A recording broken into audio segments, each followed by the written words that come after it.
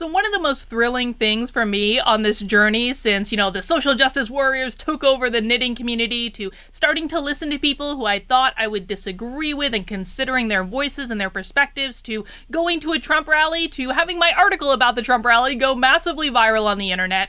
One of the most thrilling parts of this experience for me has actually not been any of the viral stuff or the news programs or people I've been able to talk to, although that's all been great. The most thrilling part of it for me has been connecting with open-minded people and being able to have just rational adult discussions about issues that we disagree with. That's honestly been the best part, and I really wanted to keep that up because I knew that all of the attention was going to wear off at some point, but I really wanted to keep that part of it up. And so I started this Facebook group called Bridge the Divide, a place for civil, political, and cultural discourse. And it's been going super well. We have over 3,000 members. Most people come there and it's just it's a breath of fresh air to be able to talk to people you disagree with and hear other sides. And the big rule we have is no insults allowed. And we do moderate. We moderate for hours every single day to keep this group a place of civil discussion, of debate, of ideas, of dialogue, of adults, God forbid, using their words to combat ideas that they don't like. It has been so awesome. And then today, I got a notification from Facebook that they had removed a post from the group because it violates their community standards and was going to put people in physical harm. And so I was like, what the heck? People are pretty good in the group. I mean, we have to moderate stuff, but, people are pretty good. They usually don't post anything that's very out of line. They certainly have their perspectives. They certainly have their ideas, but what would cause physical harm to someone in a civil discussion group? So you want to see what it was? You want to see what Facebook censored? Let me show you. A list of questions. That's what Facebook censored. A list of questions about the lockdown. And, it was it was like one of those typical copy and paste things on Facebook. You may have actually seen this on your friend's wall. Someone copied it and pasted it into the group in an effort to start a dialogue, because that's what we do in the group. Someone pastes something or posts something or writes something, and then there is a discussion about it in the comments. Over 10,000 posts a day. No one's gotten in physical harm yet. No one's hurt themselves yet. I swear. So here are some of the questions that were asked that Facebook decided violated their community standards and censored on their own. Why can you go to Walmart but not TJ Maxx? Why the dollar store and not a mom and pop shop? Why can't you have elective surgery but you can have an abortion, which is elective? Why should you stay inside yet heat and sunlight kill the virus? Why can't kids who are not at risk play on an outdoor playground where the sun kills the virus? Why don't people know that these are recommendations, not laws, because they have not gone through due process? And on and on and on. There are 29 of them on the list. You can read it yourself. Now, I will be the first to say that these questions absolutely come from a point of view, and some of them are loaded, and some of them make assumptions that maybe they shouldn't make. But you know what you do? You know what you do when someone, and this is how we handle it in the group. If someone says something that you don't like, you argue it. You make a case. You comment back. You have a dialogue. What we do not do in my Facebook group is go run to mom and dad to get it censored because they said something that hurts my feelings. I don't like it. I don't agree with that perspective. Me. No. We don't do that in my group. And I have made that crystal clear to people from day one. If there are ideas that you don't like, you argue them. You use your words. That's the whole point. And that used to be the case. Before all of this big tech censorship happened, that used to be the case. That used to be what we did. And you don't believe me? I've got proof. Because you know what? You know what I wanted to do more than anything when I was a teenager?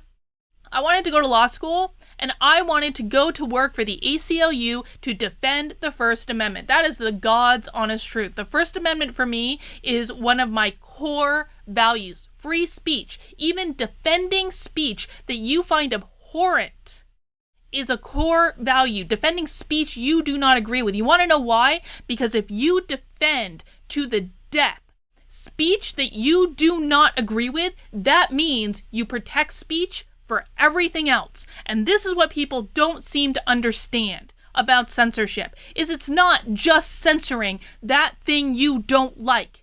It is setting a slippery slope to censor everything else as soon as someone else gets put into power. And the ACLU used to believe this. Let's have a little history lesson of the ACLU defending speech that they probably didn't agree with. This is from the Washington Post. And this was back in 2015, by the way. So this article in the Washington Post probably wouldn't even have been written today. But let's see what they said back in 2015.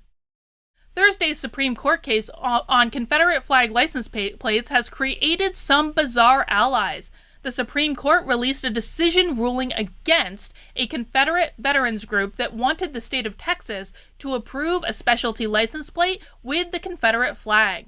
The state denied the plate, and the veterans group sued Texas for violating free speech. In a 5-4 decision, the judges said the license plate was government property, and therefore not subject to free speech protections. The Confederate veterans group wasn't happy about the way the case turned out. Neither was the American Civil Liberties Union. Its legal director issued a stern statement in response to the decision. By allowing states to censor private speech they deem offensive, today's decision is a step backwards for the First Amendment. The ACLU, siding with a Confederate veterans group, might have raised some eyebrows in political circles. The nonpartisan nonprofit tends to fall to the left of the political spectrum on most issues. But when it comes to free speech, the ACLU has a long history of defending people and groups they share very few of its political views. Here are some prominent right-wing groups and people they've defended. The National Socialist Party. This is one of the ACLU's most famous contrarian cases. In 1972, the National Socialist Party wanted to rally in Skokie, a predominantly Jewish community in Illinois, where about 1 in 6 residents was a Holocaust survivor. The government tried to block it, and the ACLU sued to allow the Socialist Party members to wear swastikas on their march. The case went up to the Illinois Supreme Court, and the marchers got their right to wear swastikas. The KKK. In 2012, the Ku Klux Klan wanted to adopt a highway in Georgia. The state blocked its request, and the ACLU sued the state to help the KKK adopt its stretch of highway. We decided to take this case because it is such a clear violation of the speech rights of the group, said the executive director of the ACLU of Georgia. The Washington Redskins. In 2014, the Patent and Trade Office ordered the Washington Redskins to retire their controversial logo of a Native American. The ACLU helped the Redskins appeal the decision, arguing by authorizing the government to deny registration of certain marks because of a viewpoint-based determination about the character of expressive speech, Section 2A violates the First Amendment. And yes, they've even defended Rush Limbaugh. When conservative talk show host Rush Limbaugh accused Florida officials of unlawfully seizing his medical records in 2004, investigators were looking into his claim of doctor shopping for prescription pills, the ACLU was at Limbaugh's side. It filed a friend of court brief for him. The precedent set in this case will impact the security of medical records and the privacy of the doctor-patient relationship of every person in Florida, the ACLU's Florida director said. Chick-fil-A. When the Chick-fil-A president, Dan Cathy, said in 2012 he believes marriage is between a man and a woman, city mayors in Boston and Chicago wanted to give the Christian-owned restaurant the boot, but the ACLU very publicly had Chick-fil-A's back. Everyone has a right to spout off about same-sex marriage and equal rights, ACLU Massachusetts director wrote in her blog. Mr. Cathy and those who share his views can have their shout even if their views are bigoted. The Westboro Baptist Church, not good people there, come on. The Kansas-based church believes God is allowing troops to be killed because the U.S. let its citizens be gay. Its members frequently picket troops' funerals, but when Missouri tried to ban one such picket in 2006, the ACLU filed a federal lawsuit to allow it to protest at the funeral, and the group had continued defending the church ever since. It's because you simply can't blindly trust the government with the power to censor that the First Amendment grants all Americans, regardless of their views, the right to express themselves, said Chris Hampton with the ACLU's LGBT arm in 2010. How about that? The Tea Party. In May, and this is again in 2015, as Congress was debating renewing the Patriot Act, the 2001 law that allowed the National Security Agency to collect Americans' phone data, the ACLU and the Tea Party started running TV ads together calling for an end to the NSA program. The head of the ACLU and the president of the Tea Party Patriots co-wrote an op-ed in the Des Moines Register on the issue. We agree on the need for significant reforms to curtail government surveillance authorities like some of those included in the Patriot Act. The Koch brothers. When Republican mega donors Charles and David Koch announced a Koch-funded public campaign for criminal justice reform in March, the ACLU hopped on board, even though its more liberal members were uneasy about the alliance. There's always some unhappiness whenever you work with quote-unquote the enemy, ACLU's director said. He's singing a different tune now. But he says having the Koch brothers involved gives legitimacy to an issue the ACLU cares about. University of Oklahoma fraternity. Also in March, and again this is 2015, the University of Oklahoma expelled 2 leaders of the university's Sigma Alpha Epsilon fraternity when a video was released of fraternity members chanting racial slurs and singing about lynching. The ACLU released a statement urging caution in the university's treatment of students. As the fate of the students at the center of this controversy unfold, we encourage the administration to demonstrate their commitment to due process, for it is often in protecting the rights of the very worst we are able to demonstrate our fullest commitment to justice. So these are some of the cases where the ACLU defended the rights of people they did not agree with, defended in some cases speech that is absolutely abhorrent. I do not agree with the National Socialist Party. I do not agree with the Ku Klux Klan. I sure as heck don't agree with the Westboro Baptist Church of all people, but I will absolutely defend their right of free speech. And Facebook, if it were smart, would do the same. YouTube's been doing this lately, like censoring that stupid documentary that I don't agree with that documentary at all, and you know exactly which one I'm talking about, but I can't say it because then they're going to pick it up in their algorithm, but you all know exactly what I'm talking about. By censoring things, we take away the ability to fight bad ideas with good ideas. This is why you have to defend speech. You have to defend speech that you disagree with, that you vehemently disagree with. It may make you crawl in your skin. That is what makes all of this work. That's how it works, because when you defend speech that you disagree with the most, that protects your ability to say what you want to say. That protects your ability to fight the bad ideas with the good ideas. That's the whole point.